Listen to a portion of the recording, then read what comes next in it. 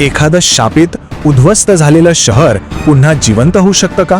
आज आपण एका धाडसी आई आणि तिच्या फक्त 12 वर्षांच्या मुलाची एक अशी अविश्वसनीय गोष्ट पाहणार आहोत, ज्यांनी केवळ एका शहरालाच नाही तर एका मोठ्या साम्राज्याच्या भविष्याला नवी दिशा दिली. जरा डोळे मिटून विचार करा. आजचं जे गजबजलेलं धावणारं पुणे आपण पाहतो ना, ते तसं अजिबात नव्हतं. 17व्या शतकातलं पुणे म्हणजे एक ओसाड उजाड वाळवंट होतं. सगळीकडे जळालेली घरं, उद्ध्वस्त झालेली शेतं आणि एक भयानक शांतता. हे होतं त्यावेळचं पुणे. आणि या सगळ्या विनाशामागे होता आदिलशाहीचा एक सरदार, मोरारबाजी जगदेव. त्यानं फक्त शहर जाळलं नाही, तर लोकांच्या मनात कायमची दहशत बसावी म्हणून एक भयंकर शाप दिला. तो म्हणाला, जो कोणी इथे राहील किंवा शेती करेल त्याचा वंश वाढणार नाही, तो निर्वंश होईल. आणि ही काही फक्त बोलण्याची धमकी नव्हती बरं का. त्याने खरंच घरंदारं जाळली, शेतं उद्ध्वस्त केली आणि जमिनीची विटंबना करण्यासाठी त्यावर गाढवाचा नांगर फिरवला. एवढंच नाही, तर या शापाची खूण म्हणून जमिनीत एक लोखंडी पहार रोवून ठेवली. या दहशतीने लोक इतके घाबरले की त्यांनी आपली घरं सोडून जीव वाचवण्यासाठी जंगलाचा रस्ता धरला.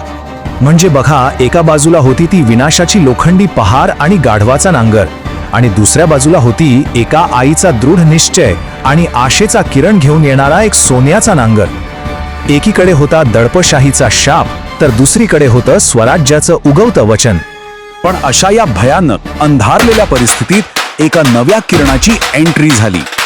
शहाजीराजांनी पुण्याच्या जहागिरीची म्हणजे तिथल्या कारभाराची जबाबदारी जिजाऊ मासाहेब आणि आपले लहानगे पुत्र शिवाजी यांच्यावर सोपवली.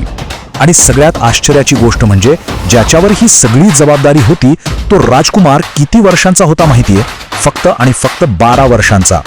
विचार करा, जिथे मोठे मोठे लोक पाय ठेवायला घाबरत होते, तिथे एक लहान मुलगा इतिहास घडवायला आला होता. पुण्याची ही दुरावस्था पाहून जिजाऊंचं आईचं काळीच पिळवटून निघालं. त्यांच्या लक्षात आलं की खरी लढाई ही शत्रूशी नाही आहे, तर लोकांच्या मनात घर करून बसलेल्या त्या भीतीशी आणि अंधश्रद्धेशी आहे. आणि मग त्यांनी आपल्या मुलाच्या साथीनं एक असा धाडसी निर्णय घेतला जो इतिहास बदलणार होता. आणि मग तो ऐतिहासिक दिवस उजाडला. जिजाऊ स्वतः पुढे झाल्या आणि त्यांनी ती अपशकुनी लोखंडी पहार मुळासकट उपटून फेकली. भीतीचं पहिलं प्रतीक संपलं होतं. आता वेळ होती आशेचं प्रतीक स्थापन करण्याची. समृद्धीचं प्रतीक म्हणून एक सोन्याचा नांगर आणला गेला. आणि मग अवघ्या 12 वर्षांच्या बाल शिवाजींनी त्या नांगराची मूठ धरली आणि त्याच शापित जमिनीवर चालवला. त्या एका क्षणाने सगळं चित्र पालटलं. हे फक्त नांगर चालवणं नव्हतं, हा एक जाहीरनामा होता. सगळ्या रयतेसाठी एक स्पष्ट संदेश होता की जुन्या जुलमी राजवटीचा शाप संपलाय आणि आता एका नवीन न्याय देणाऱ्या आपल्या माणसांच्या राज्याची, स्वराज्याची सुरुवात झाली आहे. हे सगळं आपल्या डोळ्यांनी पाहिल्यावर काय झालं असेल लोकांचं? जे लोक जंगलात दऱ्याखोऱ्यात लपून बसले होते ते बाहेर आले. त्यांच्या डोळ्यात भीतीचे नाही तर आनंदाचे अश्रू होते. आपला छोटा राजा इतका धाडसी आहे हे पाहून त्यांच्या मनातली भीती कायमची पळून गेली. लोक परतले, घरं उभारली, शेती सुरू केली आणि बघता बघता त्या ओसाड पुण्यात पुन्हा एकदा आयुष्य फुलू लागलं.